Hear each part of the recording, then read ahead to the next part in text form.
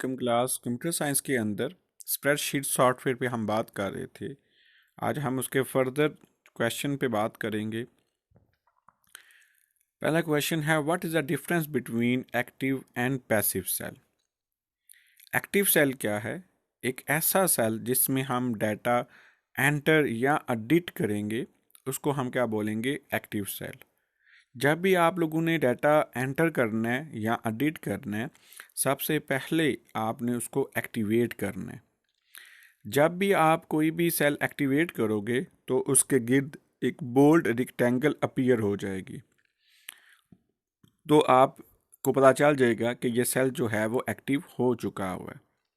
आप चाहें तो फार्मूला बार के ऊपर भी, जो फार्मूला बार को भी यूज़ करके किसी भी सेल के अंदर डाटा इंसर्ट कर सकते हैं। नेक्स्ट है पैसिव सेल। एक ऐसा सेल जो कि उस वक़्त सेलेक्ट ना हो, उसको हम क्या बोलेंगे? Passive cell. आप पैसिव सेल के अंदर डाटा ना ही इंसर्ट कर सकते हैं और ना ही डिलीट कर सकते हैं। जैसे यहाँ पे देखें कि एक वर्कशीट है यहाँ पे। अब मैंने A1 को सिलेक्ट किया हुआ है, तो उसके गिर्द क्या हो गया?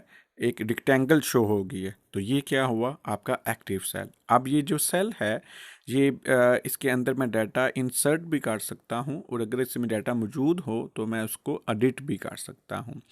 इसके अलावा बाकी जितने भी सेल हैं वो क्या होंगे? Passive cell. क्यों? क्योंकि वो सेल जो कि करंटली सिलेक्ट ना हो, उसको हम क्या बोलते हैं? Passive cell. नेक्स्ट हम बात करते हैं, what is the difference between function and formula. Function और फार्मूला के दरमियान क्या डिफरेंस है? तो ये बात याद रखिएगा कि जो फंक्शन है वो प्री डिफाइंड फैसिलिटी है, यानी जो पहले से मौजूद, जो उन्होंने बिल्ट इन पहले से उन्होंने इसके अंदर सेव किए हुए हैं, तो उसको हम क्या बोलेंगे? Pre define. तो ये क्या है? प्री डिफाइंड फैसिलिटी है।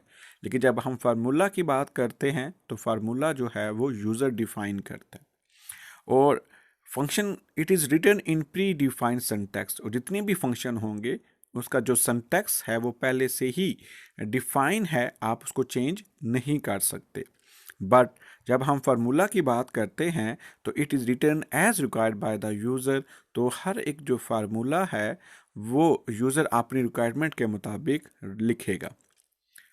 इट फंक्शन इट में रिक्वायर पैरामीटर। फंक्शन के अंदर जो फंक्शन, कुछ फंक्शन जो हैं वो पैरामीटर भी रिक्वायर करते हैं, यानी वैल्यू भी रिक्वायर करते हैं। इसके बाद वो वाला जो है एक स्पेसिफिक टास्क, ये स्पेसिफिक जो है फंक्शन इम्प्लीमेंट होगा। लेकिन जब हम फार्मूला की बात करते हैं तो फार्मूला के अंदर जो है वो पैरामीटर रिक्वायर नहीं होते।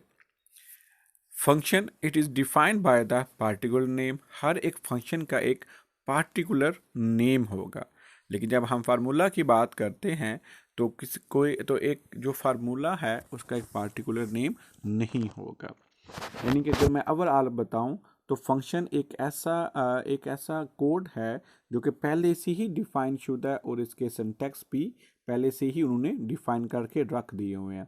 और हर एक जो फंक्शन है वो डिफरेंट पैरामीटर रिक्वायर करेगा, और हर एक फंक्शन को आप उसके पार्टिकुलर नेम के ज़रिए कॉल करोगे। लेकिन जब हम फार्मूला की बात करते हैं तो वो याद रखिएगा कि फार्मूला जो है वो यूज़र डिफाइन करता है, और यूज़र अपनी रिक्वायरमेंट के मुताबिक इसको लिखेगा, और इसके अंदर कोई भी पैरामीटर देने की ज़रूरत नहीं होती। और एक फार्मूला जो है उसका एक पार्टिकुलर नेम भी नहीं होता। नेक्स्ट हम बात करते हैं चार्ट्स पे। चार्ट क्या है? जब हम अपने डाटा जो कि वर्कशीट के अंदर एंटर किया है उसको ग्राफिकली रिप्रेजेंट करें, तो उसके लिए हमें क्या चाहिए होगा? चार्ट्स चाहिए होंगे। बेसिकली चार्ट जो हैं, आपका बहुत ज़्यादा data, large amount of data है, उसको सिंपल मैनर में शो करवाने के लिए आप चार्ट का सहारा लोगे। एक्सेल जो कि स्प्रेडशीट सॉफ्टवेयर है, उसने डिफरेंट किस्म के जो चार्ट्स हैं वो डिफ़ाइन कर दिए हुए हैं। कोई भी यूज़र अपनी मर्ज़ी का जो चार्ट है उसको यूज़ करके अपने डाटा को ग्राफिकली रिप्रेजेंट कर सकता है। हर एक जो चार्ट है, यानी कि हर एक टाइप ऑफ चार्ट जो है उसका डिफरेंट मकसद है, उसके डिफरेंट पर्पज़ हैं। तो हर बंदा अपने वे के साथ अपनी रिक्वायरमेंट के मुताबिक किसी भी टाइप ऑफ चार्ट को यूज़ करता है और देन अपना जो है वो डाटा शो करवा सकता है।